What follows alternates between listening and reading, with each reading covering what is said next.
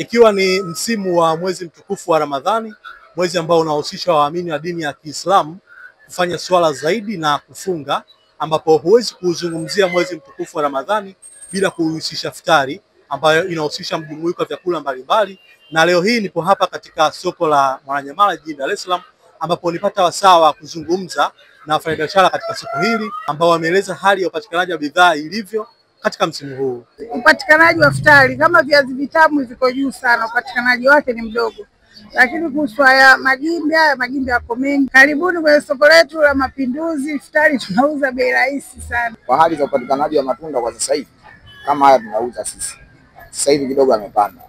Sababu msimu wake umeanza mwezi wa 9 mwaka jana. Kwa sasa tuko mwezi wa 3 mwaka huu. Na maana kwa matunda ya embe sasa hivi yamepanda kidogo.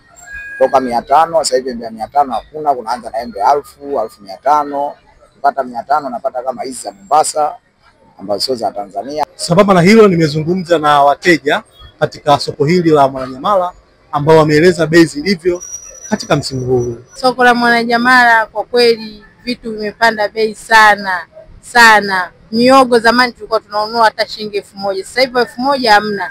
Sukari zimepanda bei. Matunda kama hao unaweza ukasema ukapata hata vijuisi hakuna.